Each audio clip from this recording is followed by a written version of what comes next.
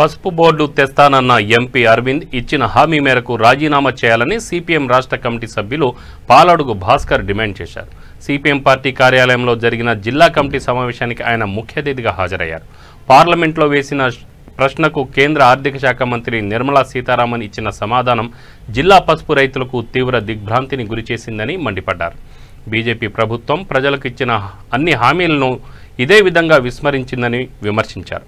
ఈ కార్యక్రమంలో CPM party జిల్లా కార్యదర్శి ఏ రమేష్ బాబు, జిల్లా నాయకులు పెద్ది వెంకట్రాములు, గంగాధర్, అప్ప తదితరులు పాల్గొన్నారు.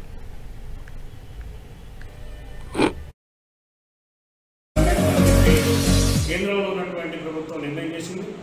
గత 2 రోజుల నుంచి బ్యాంకు ఉద్యోగులు దేశవ్యాప్తంగా సమ్మె చేస్తూ ఉన్నారు.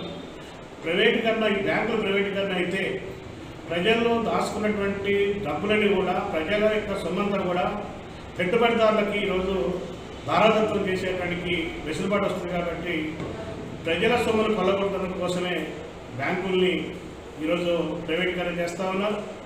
సాక్షాత్తు పార్లమెంట్లో అదే నిర్మలా సీతారామన్ గారు పోరాడి సాధించుకున్నటువంటి విశాఖ ఉక్కు పరిశ్రమని 100% మేము ప్రైవేట్ పరం చేస్తాం, అమ్మేస్తామని చెప్పి ప్రకటించడం జరిగింది.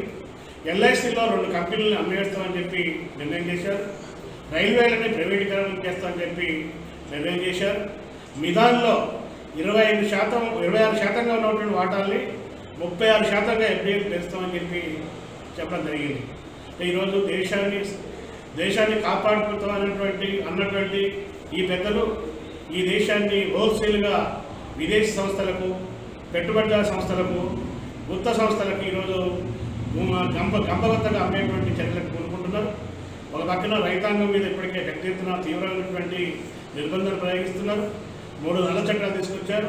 110 రోజుల నుంచి ఆందోళన జరుగుతూ ఉంది, పోరాటం జరుగుతూ ఉంది. ప్రజాస్వామ్య పద్ధతుల్లో జరుగుతున్న పోరాటాన్ని గౌరవించకుండా దాన్ని నిర్వహణ చేసేటువంటి పద్ధతుల్లో, నిర్బంధం చేసేటువంటి పద్ధతుల్లో ఈరోజు చర్యలు కోరుకుంటున్నారు. కార్మిక రంగంలో ఈరోజు లేబర్ కోడ్ అని 4 లేబర్ కోడ్ తీసుకురావడం జరిగింది.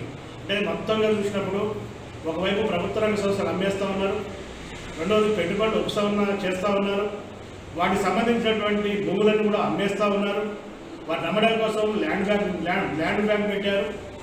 ఒకవైపు పేదరికం బాగా పెరిగిపోతూ ఉంది, రెండవ వైపు రైతులు ఆత్మహత్యలు చేసుకుంటున్నారు. ఉపాధి హామీకి నిధులు తగ్గించారు, కార్మిక సంక్షేమానికి నిధులు కోతపెట్టారు. కొద్దిమంది సంపన్నులకు మాత్రం వేల కోట్ల రూపాయలని, లక్షల కోట్ల రూపాయలని ఈరోజు రాయితీలో ఇస్తూ ఉన్నారు.